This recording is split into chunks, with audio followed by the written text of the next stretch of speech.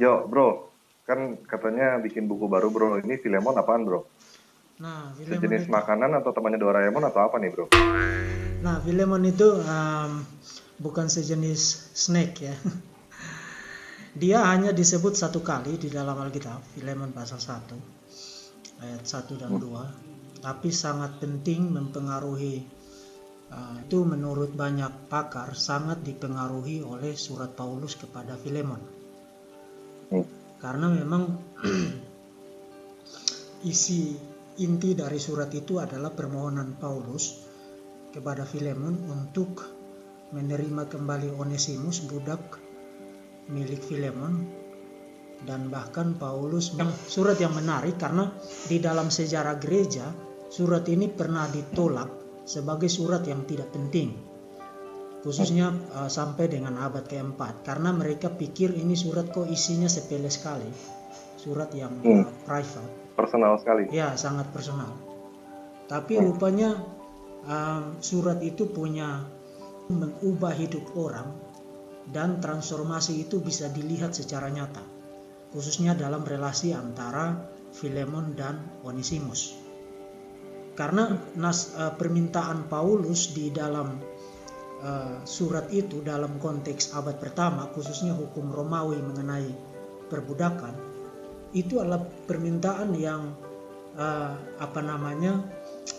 kalau saya kutip salah satu meminta Filemon untuk membebaskan Onesimus dari status budak. Tapi permintaan Paulus supaya menerima kembali Onesimus sebagai saudara kekasih dalam Tuhan, itu sesuatu yang new pada waktu itu. Karena budak itu tidak diterima sebagai saudara kekasih dalam konteks abad pertama. Budak itu menurut Aristotle itu living tool ya. Jadi manusia, tapi manusia yang dianggap hanya sebagai alat, bisa dibunuh, bisa disiksa, dan tidak ada hukumnya. Ya, betul. Nah, itu kan surat nih ya, surat dari Paulus ke Filemon. Ya. Tapi cerita akhirnya gimana, bro? Kita tidak dapat kesaksian yang jelas dari abad pertama apakah pada akhirnya Filemon membebaskan Onesimus dari status budak atau tidak. Tetapi ada tradisi gereja abad keempat di mana disebutkan bahwa ada seorang bishop namanya Onesimus. Ada seorang bishop namanya Onesimus, dan diduga kuat Onesimus yang jadi bishop itulah yang dimaksudkan oleh Paulus di dalam surat Filemon. Artinya kalau dia jadi bishop, berarti pada akhirnya Filemon memang memberikan status bebas dari status budak kepada Onesimus. Dalam istilah teknisnya disebut manumisi ya. Nah, kalau nggak dia nggak bisa jadi bishop ya? Ya, kalau nggak bisa jadi bishop. Dan biasanya yang jadi pertanyaan adalah kenapa Paulus tidak minta Filemon untuk membebaskan Onesimus dari statusnya sebagai budak. Itu yang biasanya ditanyakan. Nah, itu pertanyaan yang bagus, tapi kita punya jawaban yang bagus juga untuk pertanyaan itu. Karena pada masa itu meminta Filemon membebaskan Onesimus dari status budak itu tidak menolong Onesimus. Tidak menolong. Karena bebas dari status budak itu pada masa itu, kalau dia tidak punya resources untuk hidup, dia akan jatuh lagi ke dalam tangan orang lain untuk memperbudak dia lagi. Jadi meminta pembebasan status budak kepada Onesimus itu bukanlah solusi dalam konteks abad pertama. Dan itulah sebabnya Paulus fokus untuk perbaikan relasi antara Filemon dan Onesimus. Nah, kalau Filemon menerima Onesimus sebagai saudara kekasih, maka apa bedanya dia berstatus budak dan berstatus sebagai orang bebas? Tidak ada bedanya lagi, karena toh dia sudah diterima sebagai saudara kekasih di dalam Tuhan. Oke. Nah, aplikasinya di zaman sekarang apa? Aplikasinya adalah bahwa Injil itu punya kuasa untuk memperbaiki relasi yang rusak. Bahkan orang menjadi bisa melihat sesamanya dengan jauh lebih lebih proporsional sesuai dengan firman Tuhan. Semua manusia diciptakan menurut gambar dan rupa Tuhan, dan nilai hidup seseorang itu tidak ditentukan oleh status sosialnya. Cuman kan kita hidup dalam dunia yang berdosa ini, dan orang cenderung memandang orang lain dengan atau berdasarkan kepemilikan, status sosial, dan lain sebagainya. Nah, di dalam konteks abad pertama, begitulah cara orang memandang orang lain. Apakah kamu punya koneksi atau tidak? Apakah kamu punya status sosial yang tinggi atau tidak? Apakah kamu punya kepemilikan atau tidak? Dan seterusnya. Tapi itu masih terjadi sampai sekarang kok. Sampai sekarang. Dan itu sebenarnya kita butuh Injil diberitakan supaya mentransformasi mindset orang tentang bagaimana memandang sesamanya, dan itu hanya bisa diubah oleh Injil Tuhan Yesus Kristus. Oke. Nah, ini surat Filemon ini berarti kan sebenarnya hubungan antara bos sama karyawan kan? Oke. Misalnya saya jadi Filemon. Oke. Saya punya pembantu atau karyawan atau apapun juga itu. Bro yang jadi Paulusnya. Inti sebenarnya pesannya apa, bro? Saya mesti ngapain?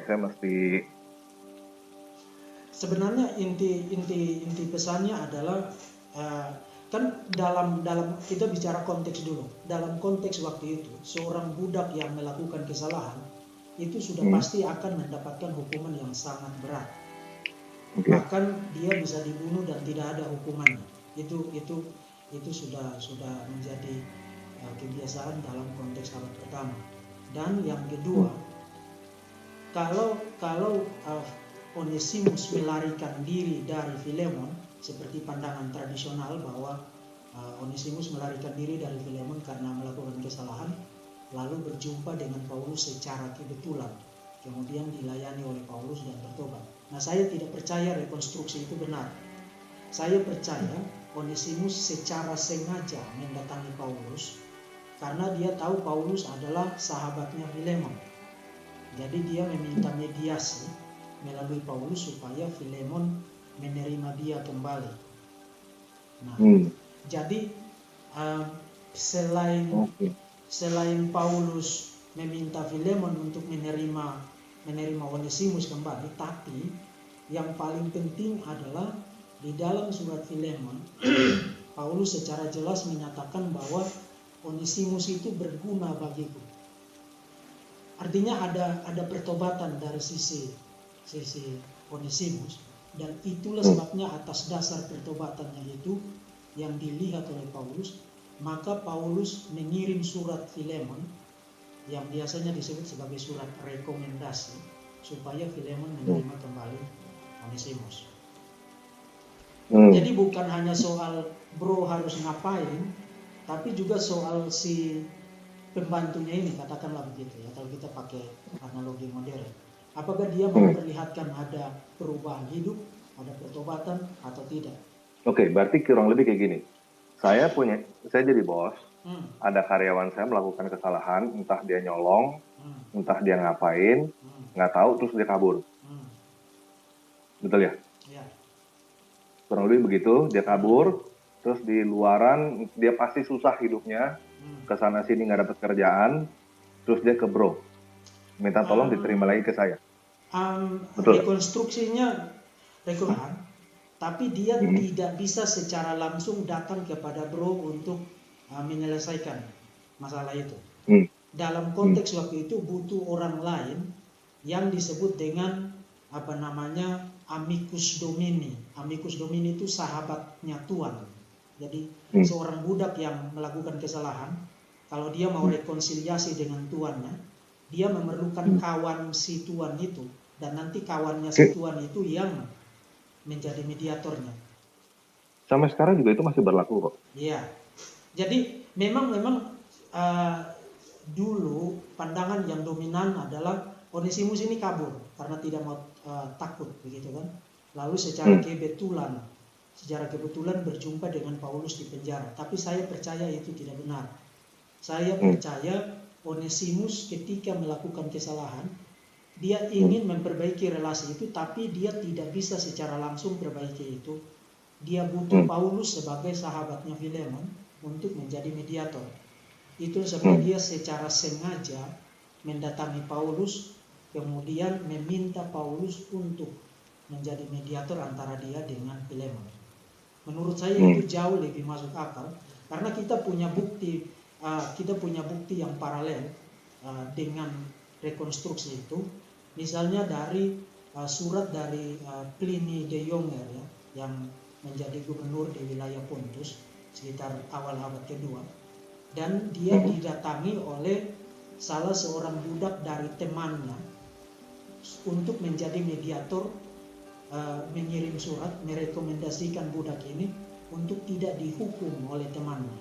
Nah, itu yang disebut dengan amicus domini, sahabat sang Tuhan. Oke. Nah, berarti kurang lebih kayak gitu. Intinya ini ada entah karyawan, kita anggap kalau zaman sekarang karyawan ya. Karyawan, dia buat dosa, dia buat kesalahan, nyolong atau apapun juga kita nggak tahu. Terus bro datang ke saya, minta saya terima lagi itu karyawan dan perlakukan dia seperti seorang sahabat, seperti seorang saudara kan. Gitu kan intinya kan. Nah, terus yang pasti yang saya pertanyakan nomor satu adalah kenapa gue mesti lakukan itu, bro? Nah, itu pertanyaan bagus. Pertama, itu sebenarnya tadi saya bilang ini bukan hanya soal sang tuannya harus ngapain, tapi juga pembantunya ini, budaknya ini. Karena dasar dari permintaan Paulus itu sebenarnya adalah Paulus melihat bahwa Onesimus, kalau gunakan istilah Paulus dalam surat itu, dia berguna bagiku. Dan itu istilah yang sangat positif, menggambarkan bahwa Onesimus yang tadinya tidak berguna dalam arti dia melakukan kesalahan yang serius, sekarang menjadi berguna, dan kita memiliki segala alasan yang masuk akal untuk percaya bahwa Onesimus ada pertobatan, ada perubahan hidup. Dan karena Paulus melihat dia ada perubahan hidup, maka atas dasar itu dia meminta kepada Filemon, saya nggak sembarang ini merekomendasikan orang ini, dia ada pertobatan kok, ada perubahan hidup kok. Dan dasar yang paling utama dari itu semua adalah Injil Yesus Kristus. Karena di dalam surat Galatia, Paulus kan bilang di dalam Kristus tidak ada lagi tuan, tidak ada lagi budak, tidak ada lagi perempuan, tidak ada lagi laki-laki, tidak ada Yahudi, tidak ada non-Yahudi, tidak ada yang bersunat, tidak ada yang tidak bersunat. Bukan berarti bahwa perbedaan status itu dihapuskan sama sekali. Tapi maksud Paulus adalah dalam hal akses kepada keselamatan, semua orang itu sama, tidak ditentukan oleh status etnis, status sosial, gender, dan lain sebagainya. Jadi atas dasar kesetaraan status di hadapan Tuhan itu, maka Paulus meminta Filemon untuk menerima kembali Onesimus sebagai saudara kekasih di dalam Tuhan. Ya, saya bayangin saya jadi Filemon ya sih. Istilahnya begini, bro, teman saya minta sesuatu yang sebenarnya sulit bagi saya sih. Maksudnya ini orang pernah sakitin saya. Bro minta dia balik. Jadi saya cuma terima karena saya mandang bro, bukan karena dianya. Betul gak? Ini orang buat saya udah useless lah, udah bodoh amat lah. Nah, cuman saya terima dia karena bro doang, karena bro yang ngomong. Itu not easy bro, sangat gak gampang itu. Soalnya akan ada pergumulan batin, terus begitu saya harus memperlakukan dia seperti apa gitu. Nah, itulah sebabnya banyak penafsir percaya bahwa Paulus menggunakan semacam emosional blackmail, menekan Filemon untuk mau tidak mau harus terima kembali Onesimus. Karena misalnya di dalam surat itu Paulus bilang kamu sendiri berhutang kepada saya. Artinya sekarang saatnya kamu pay back, kamu bayar kembali hutang itu dengan cara menerima kembali Onesimus. Jadi banyak orang menafsirkan surat Filemon itu begitu. Termasuk juga di dalam surat ini, memang ini surat yang ditujukan kepada Filemon, surat yang pribadi. Tetapi surat ini itu dimaksudkan untuk dibacakan dalam pertemuan ibadah jemaat di rumah Filemon. Dan itulah sebabnya mereka percaya Paulus sengaja melibatkan jemaat supaya Filemon ini mau tidak mau harus menerima kembali Onesimus. Jadi ini bukan soal keputusan pribadinya Filemon lagi, tapi sudah melibatkan jemaat. Jadi itu surat buat Filemon, tapi nggak dikasih ke Filemon. Dikasih ke ke Filemon, jemaat. tapi dibacakan juga di hadapan jemaat. Misalnya di ayat 2, dan kepada Apfia saudara perempuan kita dan kepada Arkhipus. Nah, Apfia ini sangat mungkin adalah istrinya Filemon, dan Arkhipus adalah anaknya, teman seperjuangan kita, dan kepada jemaat di rumahmu. Nah, Paulus itu adalah ciri khas Paulus menulis surat. Kalau dia gunakan ungkapan begitu, berarti surat itu dimaksudkan untuk dibacakan juga di depan jemaat.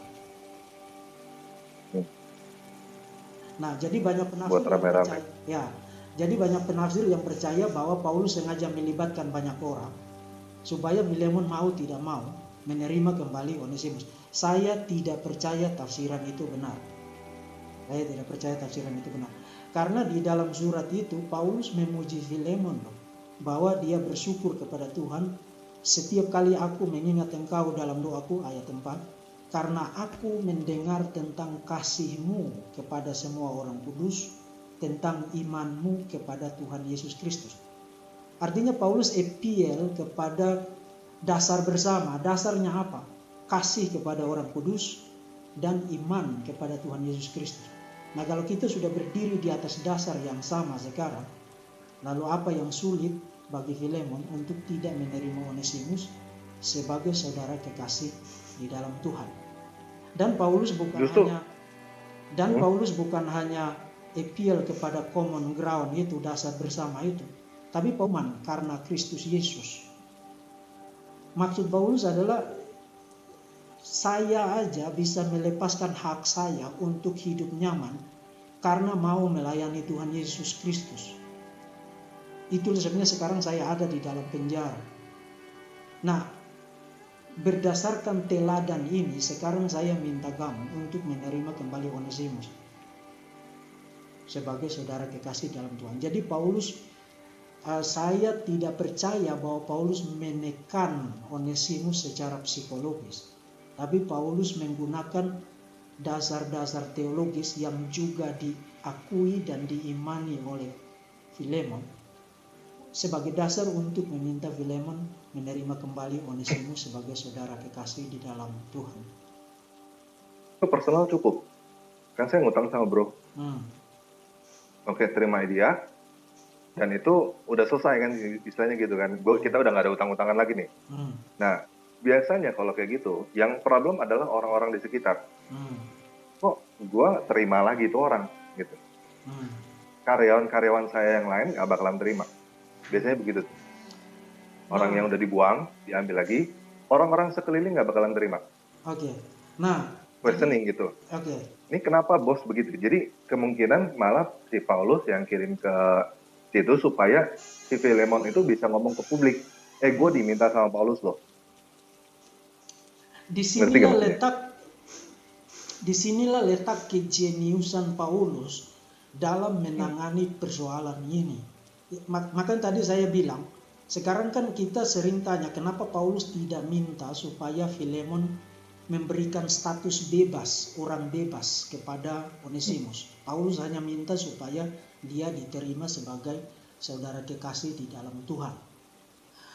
Kalau Paulus meminta supaya Filemon membebaskan Onesimus dari status budak, itu bukan hanya akan menimbulkan gunjingan di kalangan jemaat di rumah Filemon, tapi itu akan menimbulkan kelas tabrakan sosial.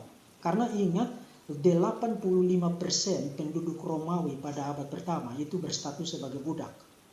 Dan mereka yang mengambil alih semua pekerjaan-pekerjaan yang membuat roda pemerintahan berjalan, dinamika sosial ekonomi berjalan dan lain sebagainya. Nah, bayangkan kalau seorang Paulus meminta supaya Onesimus dibebaskan dari status itu akan dilihat sebagai ancaman terhadap stabilitas dinamika sosial dan ekonomi pada masa itu. Itu sebenarnya Paulus memang tidak boleh meminta pembebasan status budak bagi Onesimus dari dilema.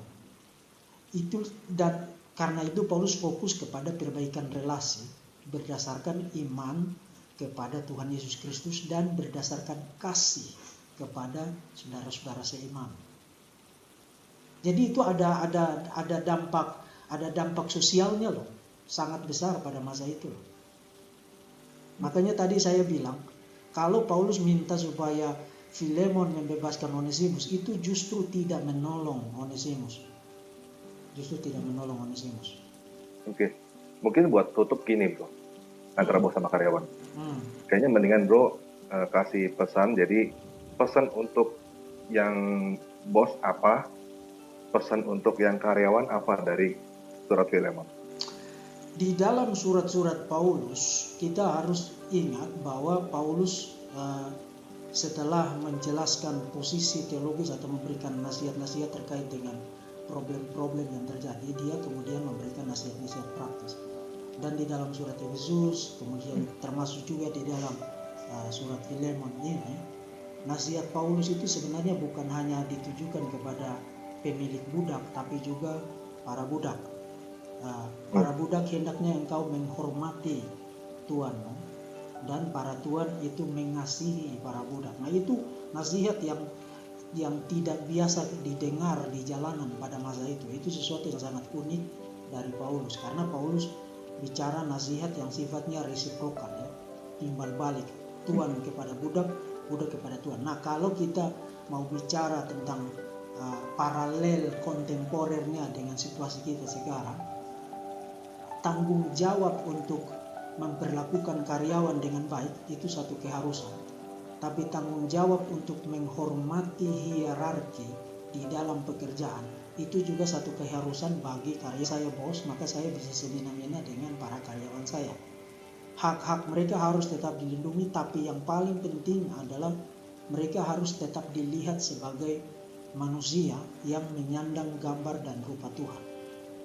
Dan kalau orang sudah kalau orang sudah memandang sesamanya dari perspektif itu, maka itu mengubah segala sesuatu, mengubah sikapnya terhadap orang itu, mengubah cara bicaranya terhadap orang itu, mengubah perlakuannya terhadap orang itu, dan seterusnya. Dan ini bukan satu perspektif teologi yang ada di dalam semua agama. Itu hanya ada di dalam kekristenan, di dalam tradisi Yudeo-Kristen.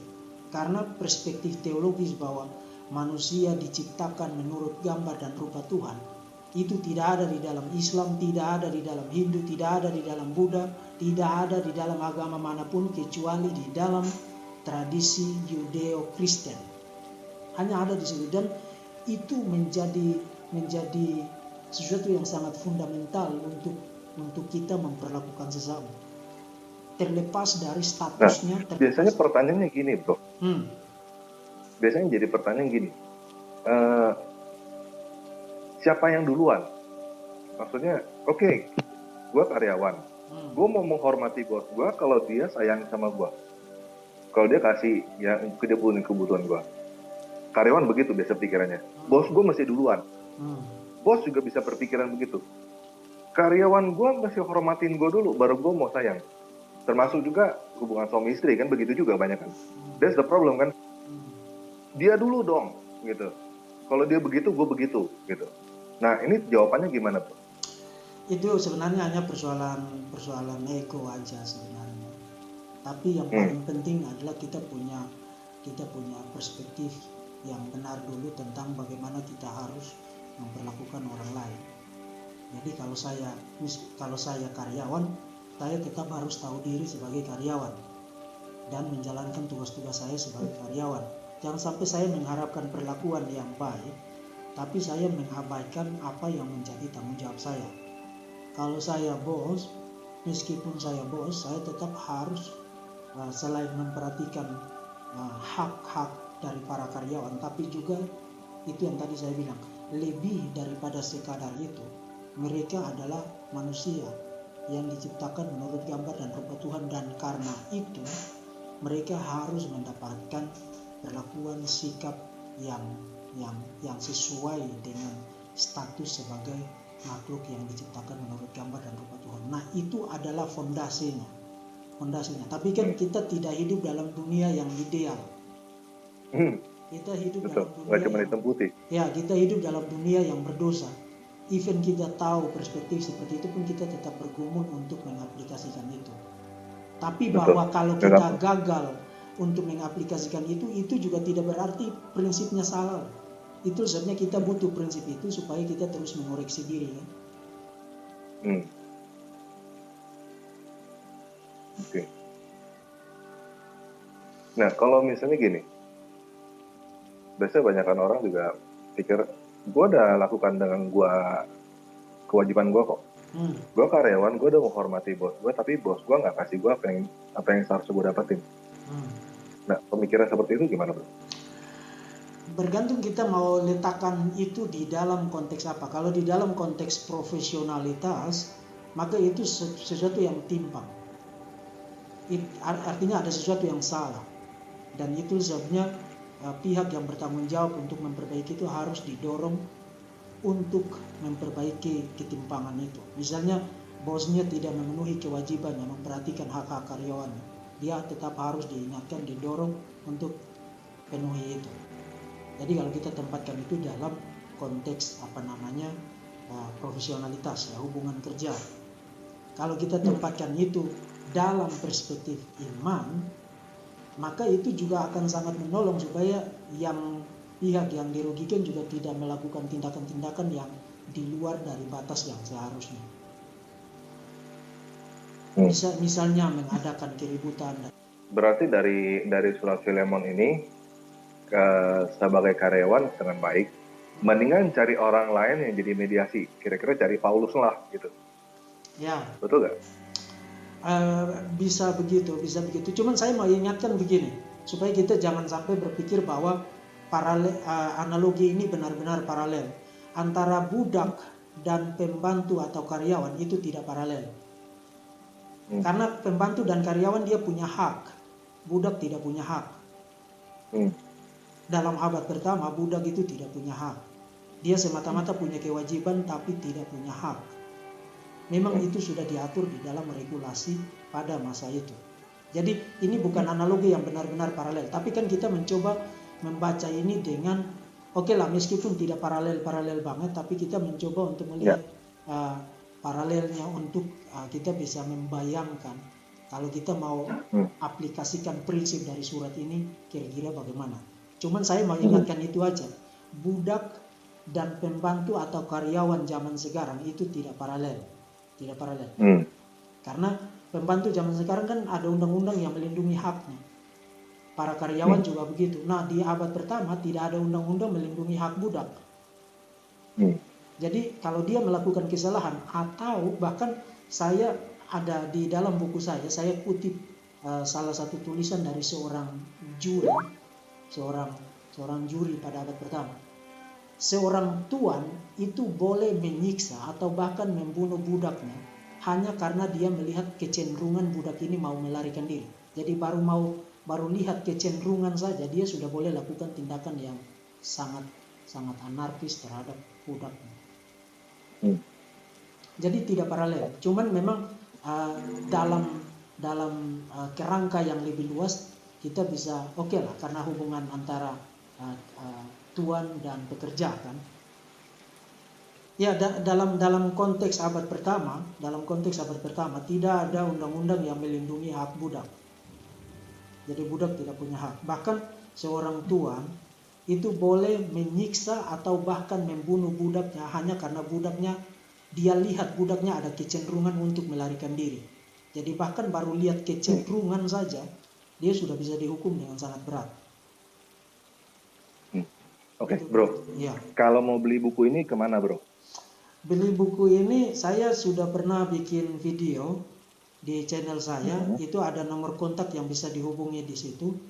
Silakan dihubungi di nomor HP itu melalui WhatsApp, telepon atau SMS. Oke. Seharusnya buku ini sangat berguna ya.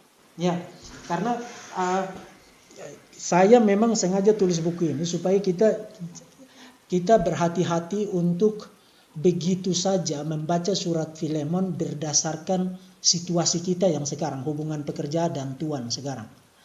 Dalam kerangka yang lebih luas kita bisa lihat paralelnya, tapi tidak benar-benar paralel. Tidak benar-benar paralel. Itu sebenarnya kita perlu membaca Alkitab di dalam historical konteksnya, konteks historisnya, supaya kita tidak salah menarik aplikasinya di dalam situasi kita yang sekarang.